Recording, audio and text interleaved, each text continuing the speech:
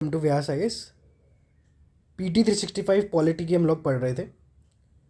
इसमें हमारा next lecture है ये। इसमें सेंटर स्टेट रिलेशन वाला जो सेक्शन है हम लोग को कवर कर रहे हैं इस बार। इसमें जो पहला टॉपिक है हमारा वो है फिस्कल फेडरलिज्म। देखिए, अब तक की वीडियोस में कोशिश मेरी ये रही है कि आपका वैल्यू एडिशन भी हो जाए, आपको मैं वो चीज़ें भी बता दूं जो इसमें मेंशन नहीं है, जो होनी चाहिए थी और प्रीलिम्स के लिए सुपर इम्पोर्टेंट है। दूसरा, इसमें जो भी फैक्ट लिखे हुए हैं, जो भी चीज़ें हैं, उसके पीछे का वाई ज़रूर मैं आपको बताता हूँ कि ऐसा क्यों है। भले ही आप लोग रटने में विश्वास रखते हो, बट रटने से बहुत सी चीज़ें याद नहीं होती हैं अगर आप जब तक उसके पीछे का रीज़न या उसके अंदर समझोगे नहीं कि वो हुआ क्या। ठीक है, चलिए। जैसे फिस्कल फेडरलिज्म हमारा ये टॉपिक है। फिस्कल फेडरलिज्म क्या होता है? फिस्कल फेडरलिज्म का मतलब है कि governments, central, state, local governments कैसे आपस में फंडिंग और एडमिनिस्ट्रेटिव रिस्पॉन्सिबिलिटी शेयर करती है। ठीक है, ये होता है फिस्कल फेडरलिज्म। कॉन्स्टिट्यूशन के कुछ प्रोविजंस हैं इस फिस्कल फेडरलिज्म अरेंजमेंट को लेकर। वो प्रोविज़न आपको लक्ष्मीकांत में भी मिलेंगे, स्टैटिक का पार्ट है, तो ये मानता हूँ कि ये तो आपको याद होना ही चाहिए। ठीक है, ये करंट अफेयर्स में नहीं आ रहा है। तो अगर आप आर्टिकल 246 की बात करें, 269 की बात करें, तो ये आपको पता होने चाहिए। ठीक है, तो 246 क्या कहता है? 246 के अंदर कॉन्स्टिट्यूशन ने टैक्स बेसिस को डिवाइड कर रखे हैं यूनियन और स्टेट गवर्नमेंट के बीच में। ठीक है, 269 के अंदर कुछ टैक्सेस बता रखे हैं जो लेवीड सेंटर करता है, सेंटर ही उनको कलेक्ट करता है। लेवीड मतलब सेंटर ही डिक्लेयर करता है कि भाई कितना टैक्स होना चाहिए, लीगल तरीके से कितना होना चाहिए, जो भी लीगल डिक्लेरेशन होता है वो लेवी करना होता है। ठीक है, कलेक्ट होता है। अब उस टैक्स को एक्चुअली में इम्प्लीमेंट करना और टैक्स कलेक्ट करना। तो ऐसे टैक्सेस जिनको लेविड और कलेक्ट सेंटर दोनों सेंटर करता है, लेकिन वो पैसा उसका पूरा स्टेट को जाता है, वो 269 में मेंशन्ड है। जनरली इंटर स्टेट कॉमर्स जो होता है वो इसमें आता है। जैसे कि आप यहाँ पे देख सकते हैं, इसी का ही जो क्लोज ए है उसमें GST की बात हो रही है। तो इसमें यही चीज़ें होती हैं कि ऐसे भी टैक्सेस हैं, जैसे कि GST लेवी होता है, कलेक्ट होता है इंटर स्टेट ट्रेड और कॉमर्स के रूप में, और सेंट्रल स्टेट में डिस्ट्रीब्यूट हो जाता है। तो ये बाद में ऐड किया गया था। ठीक है, ये भी इसमें वो वाले टैक्सेस भी हैं जो पूरे के पूरे स्टेट को जाते हैं, पर उसका पूरा का पूरा पैसा, और GST भी इसके अंदर है। ठीक है, आर्टिकल 270 भी है। आर्टिकल 270 में वो टैक्सेस आते हैं जो लेवी और कलेक्ट तो करता है यूनियन, लेकिन स्टेट और सेंटर में बंटते हैं यूनियन और स्टेट में बंट जाते हैं, पूरा का पूरा स्टेट को नहीं दिया जाता है। और वो बढ़ते कैसे हैं?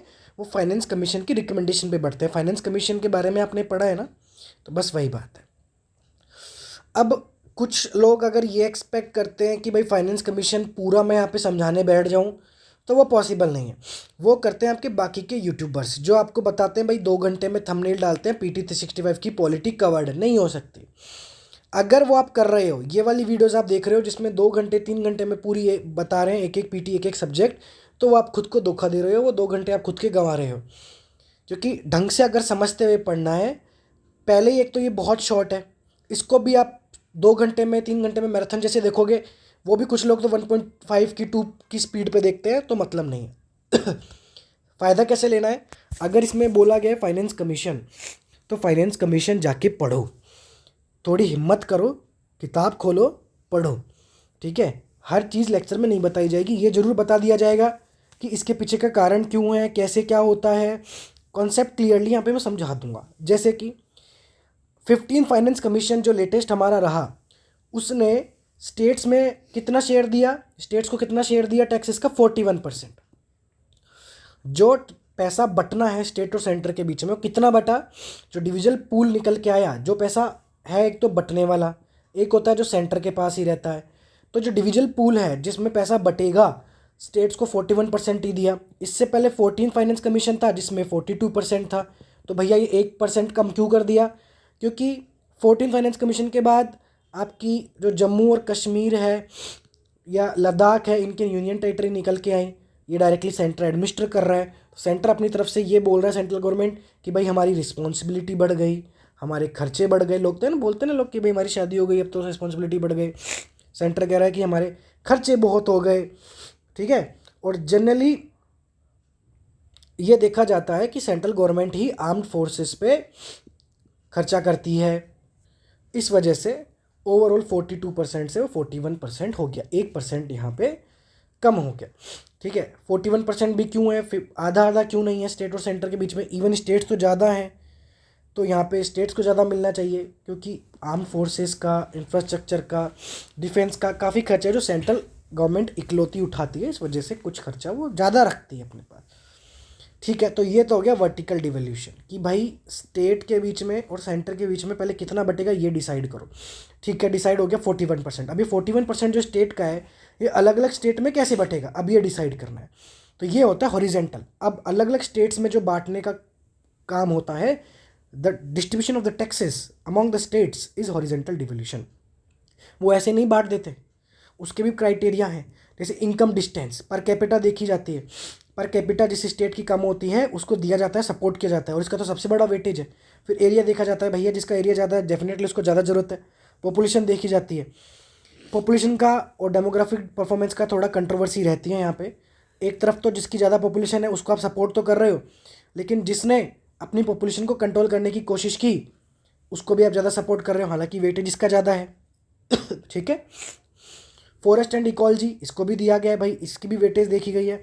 और उस सरकार ने, उस स्टेट की सरकार ने टैक्स और फिस्कल एफर्ट्स कितने लिए हैं वो भी देखा जा रहा है। समझ में आ गया आप लोगों को? तो वर्टिकल तो ये हो गया, सेंटर और स्टेट्स के बीच में ये वर्टिकल लाइन होती है ना, ये कितना डिस्ट्रीब्यूशन है। और हॉरिजेंटल कि ये अब स्टेट्स के बीच में कितना बट रहा है, ये जो हॉरिजेंटल लाइन है जहाँ पे स्टेट्स हैं उनके बीच में कितना बटेगा वो आपका हॉरिजेंटल हो गया। सेंटर स्टेट्स को ग्रांटिंग एड भी प्रोवाइड करता है, ऐसे स्टेट जिनको ज़रूरत है पैसे की कुछ एक्स्ट्रा, इसके अलावा, इस पैसे के अलावा उसको आर्टिकल 275 के अंदर उन स्टेट्स को पैसा दिया जाता है। क्या आर्टिकल याद रखने ज़रूरी है भाई? बिल्कुल ज़रूरी है। जब से ये समझो कि फैक्चुअल नेचर हुआ है यूपीएससी का, जो कि पहले भी था, अभी थोड़ा ज़्यादा हो गया, आपको आर्टिकल्स पढ़ने पड़ेंगे, और जो चीज़ न्यूज़ में है उसके आर्टिकल्स तो पता होने चाहिए।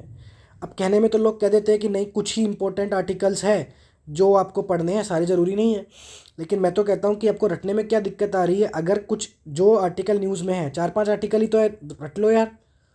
एक बार ट्राई करो, 2 बार ट्राई करो, सामने दीवार पे कागज़ में लिख के चिपका लो, कोशिश तो करो। कंपटीशन है ना भाई, कॉलेज का एग्जाम्पल, कॉलेज का तो एग्ज़ाम है नहीं कि इतनी परसेंटेज लानी है, अपना काम हो गया, रैंक आ गई, है ना। अपने को कंपटीशन है, प्रीलिम्स में ज़्यादा कट ऑफ भी है, फिर मेंस में भी कंपटीशन निकालना है। ठीक है, तो 275 आर्टिकल के तहत आपका ग्रांट इन एड हो जाता है। फिर यूनियन गवर्नमेंट बोरो भी कर सकती है पैसा, देश के अंदर से भी देश के बाहर से भी, वो आर्टिकल 292 में है। लेकिन स्टेट गवर्नमेंट देश के अंदर ही बोरो कर सकती है, देश के अंदर के लोगों से ही पैसा ले सकती है, वो 293 में है। ठीक है, कोई स्टेट अगर यूनियन गवर्नमेंट यानी सेंट्रल गवर्नमेंट से पैसा पहले लेके रखी है तो वो बिना सेंट्रल गवर्नमेंट की परमिशन के बिना दोबारा उधार किसी से भी नहीं ले सकती, चाहे वो अंदर ही क्यों नहीं ले रही हो, बोरो विद इन इंडिया भी नहीं कर सकती, फिर तो परमिशन लेनी पड़ेगी। फाइनेंस कमीशन 280 सबसे फेमस है, पता है, याद होना चाहिए, ये तो रटी लो, इसका तो कोई बहाना नहीं। फाइनेंस कमीशन का काम क्या है, जल्दी बोलो, काम क्या है? रिसोर्सेज का डिस्ट्रीब्यूशन, यूनियन और स्टेट गवर्नमेंट के बीच में कैसे रिसोर्सेज बटेंगे, शेयर कैसे होंगे, समझ में आया। स्टेट जो फाइनेंस है, एक डेटा, ये अच्छा डेटा है, ये आप मेंस में भी यूज़ कर सकते हो, उनका जो रिवेन्यू एक्सपेंडिचर है। अब यहाँ पे मैं एक चीज़ बता दूँ, एक तो रिवेन्यू एक्सपेंडिचर क्या होता है, कैपिटल एक्सपेंडिचर क्या होता है भाई? कैपिटल एक्सपेंडिचर होता है जहाँ पे कोई असेट क्रिएट हो रहा है, जैसे आप हॉस्पिटल बना रहे हो, सड़कें बना रहे हो। रिवेन्यू होता है जहाँ पे कोई एसेट क्रिएट नहीं हो रही, जैसे आप सैलरी पे कर रहे हो, मेंटेनेंस कुछ हो रहा है, सब्सिडीज़ आप दे रहे हो। तो रिवेन्यू एक्सपेंडिचर जो स्टेट्स का होता है ना, वो उसका जो 58% है पूरे खर्चे का, वही स्टेट अपने फाइनेंसेस से पूरा कर पाता है, बाकी के लिए करनी पड़ती है बोरो, या सेंट्रल गवर्नमेंट पे डिपेंड करना होता है। ये बुरी चीज़ है, अच्छी चीज़ नहीं है कि तुम अपना खर्चा भी नहीं उठा पा रहे हो। ये दिखाता है कि स्टेट्स में कितनी पॉलिटिक्स है, कि तुम कुछ भी बोल देते हो फ्रीबीज के नाम पे, कुछ भी। कितने लोग, कितनी स्टेट्स में गवर्नमेंट निकालती है, मैं किसी एक स्टेट की बात नहीं कर रहा, फ्रीबीज हर जगह, हर स्टेट में। आप देख लो, बीच में जब फार्म लोन वेवर होने शुरू हुए थे कि लोन माफ़ कर देने वाली चीज़ हुई थी, कितनी चीज़ें हुई थी, इस वजह से हालत ऐसी है। और डेट जीडीपी रेशियो स्टेट्स की 27.5% है, जो ठीक ठाक है। ठीक है, समझ में आ गया ना। अब ये तो स्टैटिक पार्ट है, वैसे तो ये इकोनॉमिक्स में आना चाहिए था, पॉलिटी में आ गया, कोई बात नहीं। स्टेट रेवेन्यूज़ के सोर्सेज क्या है, स्टेट पैसा कहाँ से लाता है, tax revenue, non tax revenue और सेंट्रल गवर्नमेंट से पैसा आता है। टैक्स रेवेन्यू क्या भाई, एक तो खुद टैक्स लगा के दूसरा सेंटर टैक्स लगाता है तो वो बढ़ जाता है। नॉन टैक्स मान लो कि स्टेट गवर्नमेंट की कोई कंपनी है, पीएसयू है, उनसे डिविडेंड आया, प्रॉफिट आया, या फिर एडमिनिस्ट्रेटिव सर्विसेज की फ़ीस आई, स्टेट गवर्नमेंट ने कुछ प्रोवाइड किया उसकी फ़ीस आई, कुछ भी ग्रांट फ्रॉम यूनियन गवर्नमेंट से जो ग्रांट वगैरह आती है डिज़ास्टर के लिए, लोकल बॉडीज़ के लिए रेवेन्यू डेफिसिट ग्रांट आती है। क्या ये रटना है भैया? बिल्कुल रटना है, यहीं से डायरेक्ट क्वेश्चन आता है। ठीक है, ये इंपॉर्टेंट इतना है कि इसको पॉलिटी में भी दे दिया गया जबकि इकोनॉमी का पार्ट होते हुए भी, तो समझ लो इंपॉर्टेंट है। स्पेशल कैटेगरी स्टेटस की बात करते हैं, पिछले काफ़ी टाइम से न्यूज़ में है, ऑलमोस्ट हर साल की पीटी में ही आता है। स्पेशल कैटेगरी स्टेटस क्या होता है, कौन देता है, कब से आया? ये देता है सेंट्रल गवर्नमेंट, कॉन्स्टिट्यूशन में नहीं है। कॉन्स्टिट्यूशन ने इसका कोई प्रोविज़न नहीं रखा। वजह, कॉन्स्टिट्यूशन ने कभी सोचा क्यों नहीं कि किसी स्टेट्स को स्पेशल कैटेगरी स्टेटस देना चाहिए? ये बाद में ही क्यों अब 1969 में आया, फिफ्थ फाइनेंस कमीशन की रिकमेंडेशन पे क्यों आया? कॉन्स्टिट्यूशन मेकर सोच क्यों नहीं पाए? क्योंकि देखिए, स्पेशल कैटेगरी स्टेटस की जो एक तो क्राइटेरिया है ना, वो क्राइटेरिया एक तो फिक्स्ड है, मतलब ऐसे क्राइटेरिया हैं जिन पे आप एग्जैक्टली डिसाइड नहीं कर सकते पहले से कि भाई इनमें ये स्टेट्स आएंगे। दूसरी चीज़, कॉन्स्टिट्यूशन में पहले ही अगर आप ये डिक्लेयर कर दोगे किसी स्टेट को इंक्लूड करना होगा, एक्सक्लूड करना होगा, बार बार अमेंडमेंट चाहिए। एक बार आपने स्पेशल कैटेगरी स्टेटस दे दिया कि कॉन्स्टिट्यूशन में, बाकी स्टेट्स भी डिमांड करेंगे। समझ में आ गया? तो फिफ्थ फाइनेंस कमीशन की रिकमेंडेशन के बाद ये स्टार्ट हुआ 1969 में। ये क्राइटेरिया है, ये क्राइटेरिया जो पूरा करता है उसको स्पेशल कैटेगरी स्टेटस मिल जाता है। एक तो उसकी टेरेन डिफ़िकल्ट हो, पहाड़ों वाला इलाका हो, कुछ ऐसा हो, लो पॉपुलेशन डेंसिटी हो, या फिर उसके पॉपुलेशन में ट्राइबल पॉपुलेशन ज़्यादा हो, लोकेशन स्ट्रेटेजिक हो, बॉर्डर के पास हो या काफ़ी स्ट्रेटेजिक लोकेशन हो, काफ़ी इंपॉर्टेंट, इकोनॉमिक इंफ्रास्ट्रक्चर बैकवर्डनेस हो, या फिर उनका जो पैसा जहाँ से वो इकट्ठा करते होंगे, जो फाइनेंसेस हैं, उसका नेचर नॉन वायबल हो, यानी लॉन्ग टर्म तक नहीं टिक सकता, वो समझ में आने लगे कि वो अपना पैसा अपना ज़्यादा लॉन्ग टर्म तक अपने से खुद से पैसा नहीं इकट्ठा कर सकते। ठीक है, गडजिल मुखर्जी फॉर्मूला के बेस पे ये आया था, कॉन्स्टिट्यूशन में नहीं है, सेंट्रल गवर्नमेंट ही लेके आया। पहले जम्मू कश्मीर, असम और नागालैंड था, बाद में सिक्किम और त्रिपुरा को भी ऐड कर लिया गया। बहुत से स्टेट्स ऐसे हैं जो ये क्राइटेरिया पूरा करते हैं लेकिन उनको नहीं दिया जाता। तो एक तो स्टेट्स याद रखने हैं भाई, बिल्कुल ज़रूरी याद रखने हैं, जम्मू कश्मीर, असम, नागालैंड, सिक्किम, त्रिपुरा याद कर लो। ठीक है। दूसरी चीज़, कॉन्स्टिट्यूशन में नहीं है, उसकी एक और वजह है कि ऑलरेडी कॉन्स्टिट्यूशन में कुछ आर्टिकल्स के तहत स्पेशल प्रोविज़न है कुछ स्टेट्स के ऑलरेडी, तो ज़रूरत ही नहीं पड़ी स्पेशल कैटेगरी स्टेटस देने की। क्या ये आज भी है? नहीं। 14 फाइनेंस कमीशन की रिकमेंडेशन के बाद स्पेशल कैटेगरी स्टेटस को हटा दिया गया है, उसके बाद से कभी स्टेट को नहीं दिया गया। तो आया था ये 5th से, गया ये 14th से, अब नहीं है। ठीक है।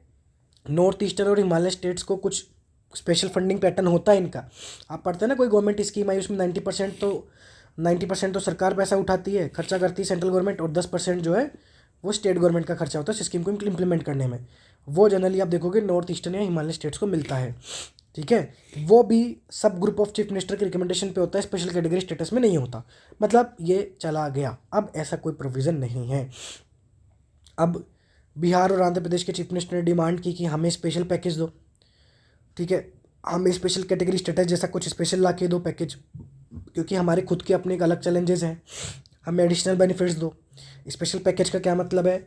ऐसे पैकेज जो डिस्क्रिशनरी है, मतलब नीड नहीं है, सेंट्रल गवर्नमेंट अपनी तरफ से कभी भी दे सकता है, मतलब ऐसा नहीं है कि बहुत ज़्यादा ज़रूरी है, ये एडिशनल ग्रांट होता है, एडिशनल ग्रांट होता है 282 आर्टिकल के अंदर।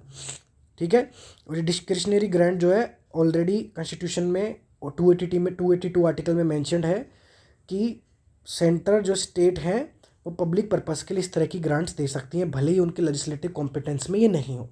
क्या ये इंपॉर्टेंट है? बिल्कुल इंपॉर्टेंट है। 282 आर्टिकल पढ़ लेना, डिस्क्रिशनरी ग्रांट सीधे सीधे बताया जा सकता है। चलिए, नेक्स्ट टॉपिक है हमारा 6th शेड्यूल। 6th शेड्यूल काफ़ी इंपॉर्टेंट टॉपिक हो जाता है क्योंकि काफ़ी टाइम से डिमांड है कि लद्दाख को भी इसमें इंक्लूड की जाए।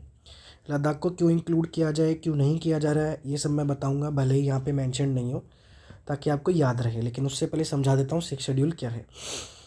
देखो भाई, 6th शेड्यूल की बात करें तो ये आर्टिकल 244 क्लॉज 2 में इसके बारे में साफ मेंशन किया गया है और बडोलोई कमेटी के रिकमेंडेशन पे ही आया था। तो एक तो कमेटी की रिकमेंडेशन आप याद रखना कौन सा कब आया था, अभी भी मैंने पढ़ाया फिफ्थ कमीशन की रिकमेंडेशन, फिफ्थ फाइनेंस कमीशन की रिकमेंडेशन पे आपका स्पेशल कैटेगरी स्टेटस आया SCS और 14 से हट गया। बडोलोई कमेटी की रिकमेंडेशन पे 6 शेड्यूल आया, कंफ्यूज मत हो जाना। ये जो 6 शेड्यूल है ये एम्पावर करता है गवर्नर को ऑटोनोमस डिस्ट्रिक्ट काउंसिल या ऑटोनोमस रीजनल काउंसिल क्रिएट करने के लिए। अब ये दोनों जो बॉडीज़ होती हैं एडमिनिस्टर करती है फिर उन एरियाज़ को जहाँ पे 6 शेड्यूल अप्लाई होता है, ठीक है।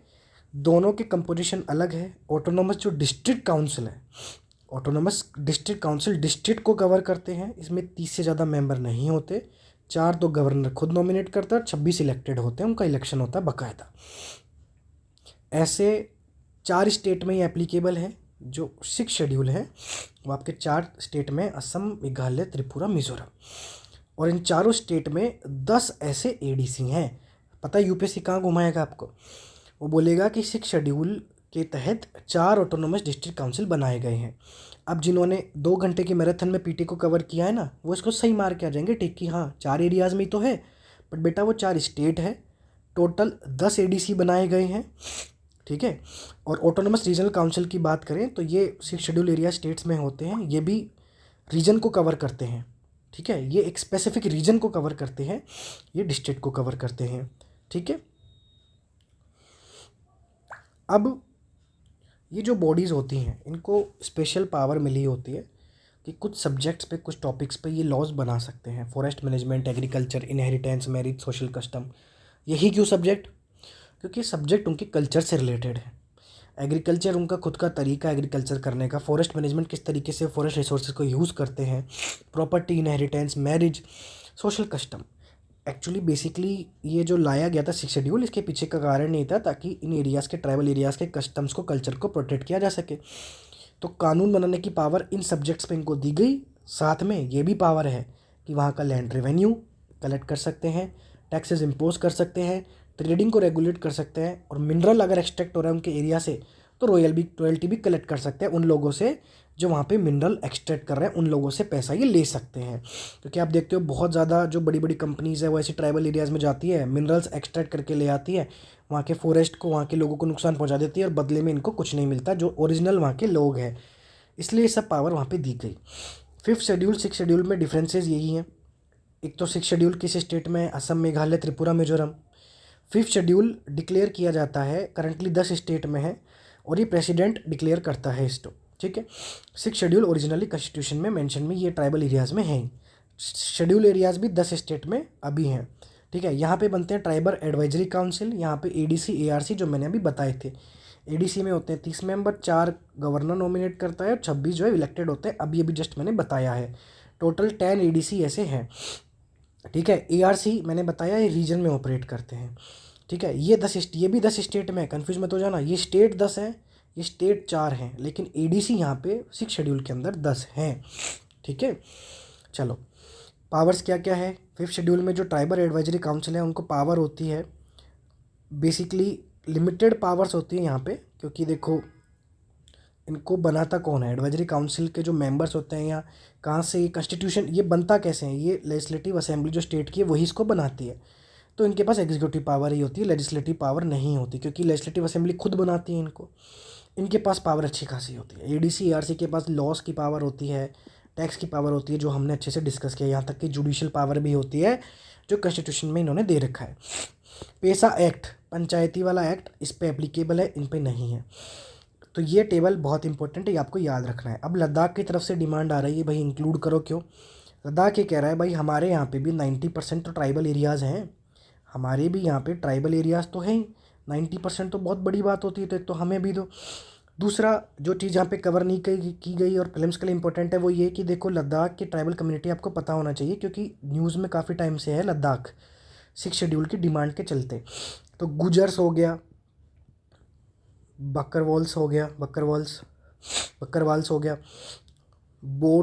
बोट्स, ठीक है, चंगपाज हो गए, बाल्टीज़ हो गए, बाल्टीज़, ठीक है। प्रोनाउंसिएशन अगर मैं गलत कर रहा हूँ तो मुझे माफ़ करना।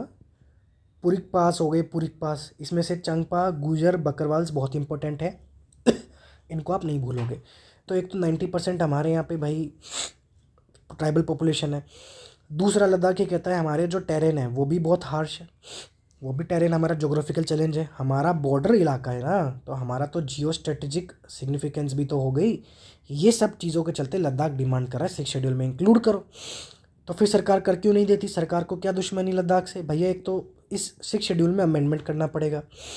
दूसरी बात, लद्दाख अब एक यूनियन टेरिटरी है, ऑलरेडी सेंट्रल गवर्नमेंट इस पर खर्चा कर रही है, ऑलरेडी सेंट्रल गवर्नमेंट का अपना इस पर गवर्नेंस चल रहा है। अब इसको 6 शेड्यूल में लाएंगे तो पूरा गवर्नेंस स्ट्रक्चर चेंज करना पड़ेगा। तीसरी चीज़, लद्दाख बोल रहा है, कल ने को और स्टेट्स बोलेंगे तो डिमांड जो है बढ़ जाएगी, चेन रिएक्शन यहाँ पे हो जाएगा, बाकी स्टेट्स भी बोलेंगे, बाकी स्टेट्स के साथ भी यही करना पड़ेगा। इस वजह से सरकार भी फ़िलहाल के लिए टाल रही है। समझ में आ गया? चलो फॉर्मेशन ऑफ न्यू स्टेट्स की बात करते हैं।